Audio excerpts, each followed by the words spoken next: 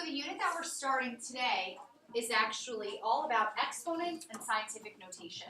The first half of the unit is going to be about exponents. We're going to learn all the properties of exponents. There are rules, exponent rules, that we're going to learn. We'll start with one today. But instead of just learning the rule, we're going to learn why the rule exists and why it's possible that that rule exists.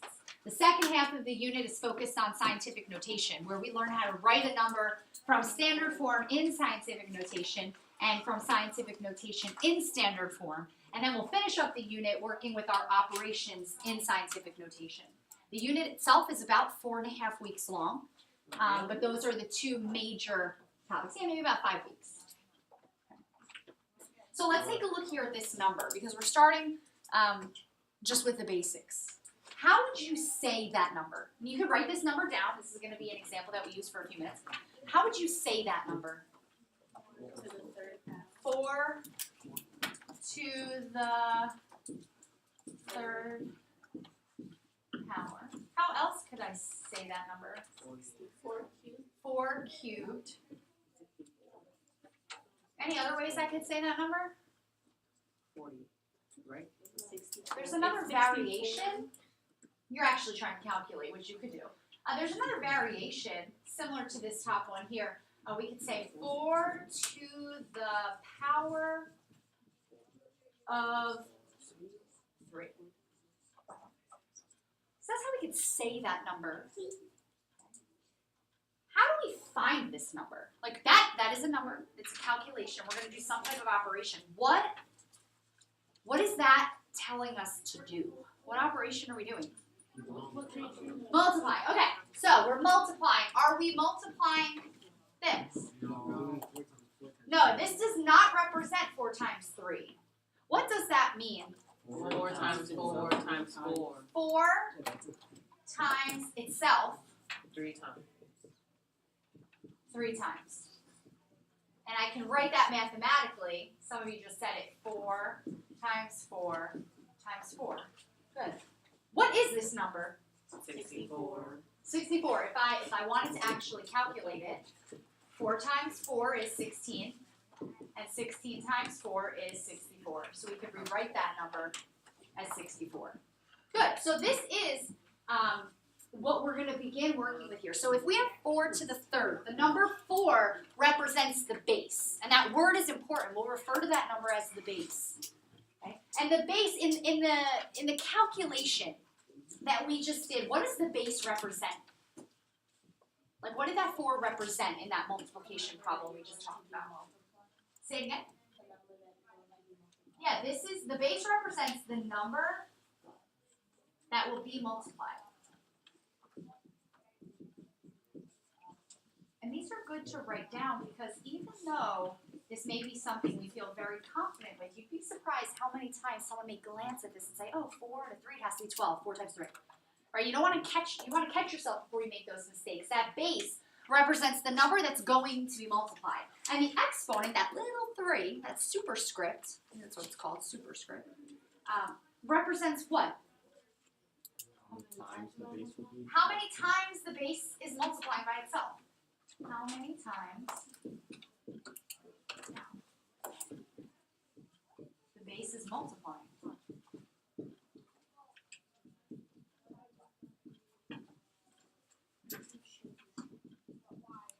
So we know that 4 to the third represents 4 times itself 3 times. How about this number here? What does this represent? 3 to the power of 2. And what are we doing in that number, with that number? Multiplying 3 times itself twice. Good. How about this number? Multiplying 8 by itself 5 times. 8 times itself 5 times. We can say that's 8 to the 5th power, 8 to the power of 5. How about this one?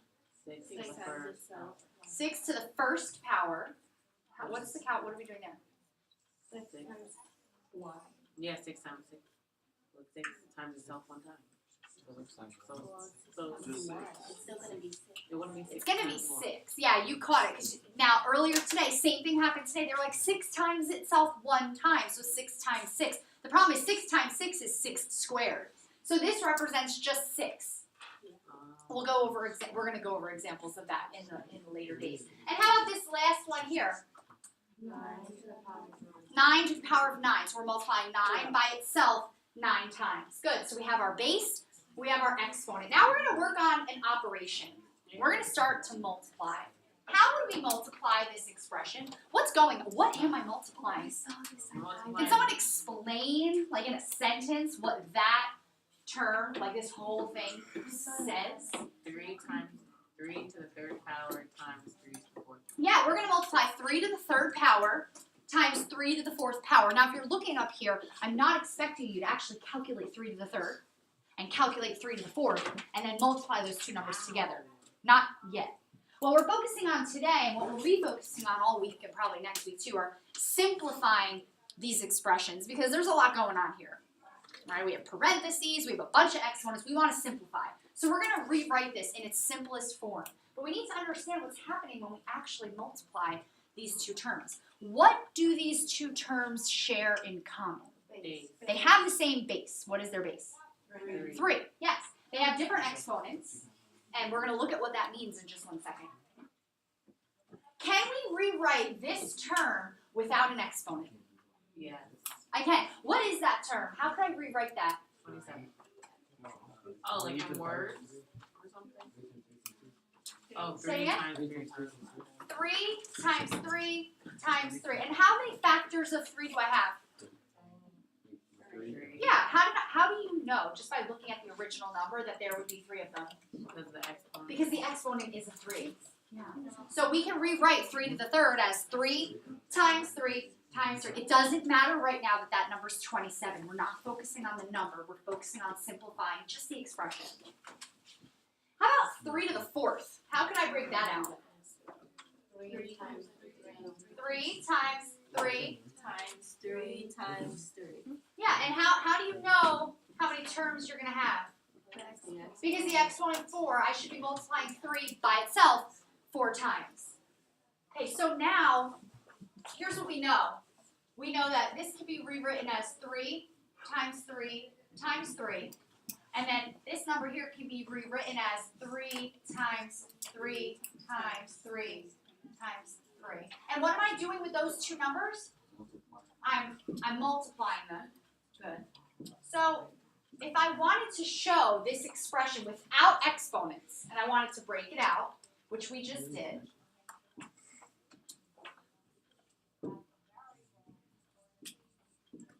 how many factors of 3 do we have?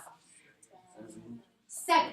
So if I wanted to simplify this, what would my base be and what would my exponent be? 3 to the 9th power. I have 7 factors of 3, so I can represent this as 3 to the 7th. If you don't have that breakout written down, write that as an example. We have 3 to the 3rd and 3 to the 4th. If I multiply 3 to the 3rd and 3 to the 4th, that is 3 to the 7th. I broke it out. You could see 3 times 3 times 3. And then we multiply by the other term, which is 3 times 3 times 3 times 3. A lot of 3. And that ultimately becomes the base of 3 times itself 7 times, which I can rewrite as 3 to the 7th. What's the relationship? So I'm going to write this again before you call it out.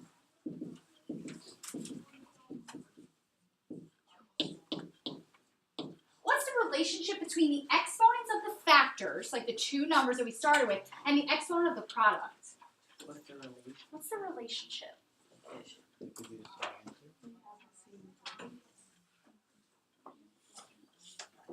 Up here.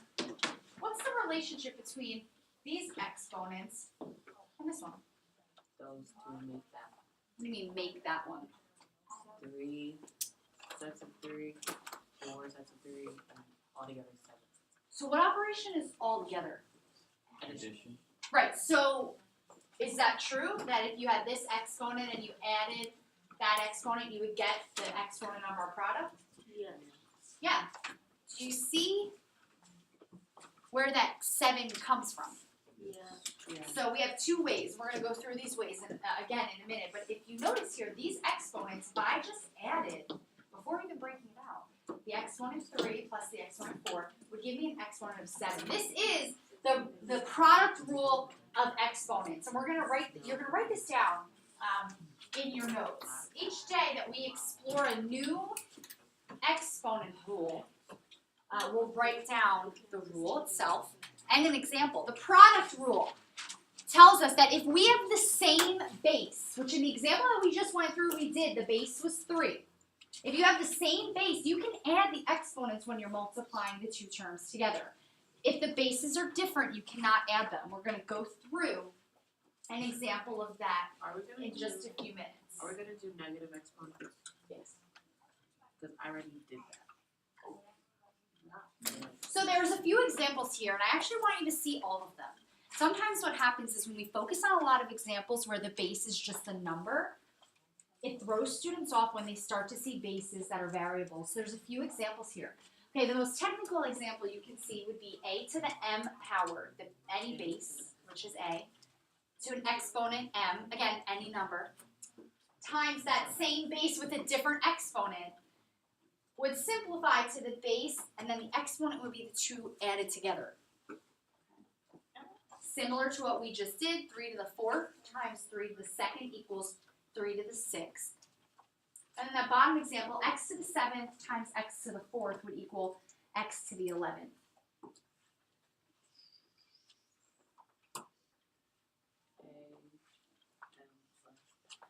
Now this is the first rule of exponents that we learn, but we try not to focus so much on the rules, okay? Because what happens when we focus just on rules? Things go wrong. For example, how many of us still to this day add two negatives together and sometimes end up with a positive? Why does that happen? When you add two negatives, why are you ending up with a positive? What rule are you thinking about? Multiplication. You're thinking about the rule for when we multiply a negative times a negative gives us a positive. The problem is that rule doesn't apply to addition. If I have a negative number and I add a negative, that number is just a smaller negative, right? So when we think only about rules, we make a lot of mistakes. And also what happens, particularly with exponent rules, there's like 5 or 6. Right? Tomorrow we're going to learn the division property of exponents. Thursday we're going to learn the power to a power property of exponents. There's a zero property of exponents. There's a negative property of exponents. There's a lot of properties. So we don't want to focus just on the rule. The rule here would be if you're multiplying and you have the same base, you can add the exponent. But we want to go one little step further than that, and we want to actually show where it's coming from. That's where the breakout comes into play. If I have x to the 7th, that is the same as x times x times x times x times x times x. That's x to the 7th, because I'm multiplying x by itself 7 times. X to the 4th would be that. And if I'm multiplying them together, what am I really doing? I'm multiplying x by itself how many times?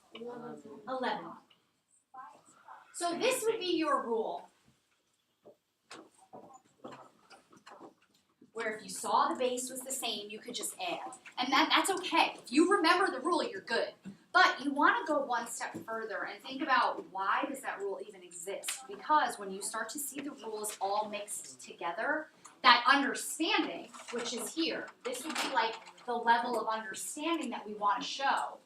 That understanding is going to help you catch mistakes, or if you like accidentally get a rule mixed up. And you'll see, once you learn all of the properties of exponents, you'll see what they're going to look like on the park exam. On the park exam, you're not going to see just this. You're going to see one problem, they'll ask you to simplify, and it's going to be like 3 or 4 properties all mixed into one. So the understanding portion is even more important than the rule itself. Does anyone need more time writing this?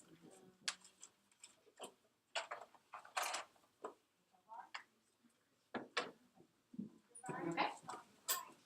Okay. So we're not gonna pair share. We're just gonna talk about this as a group really quick. How does writing out the factors help us understand the rule? For example, if I wrote this out,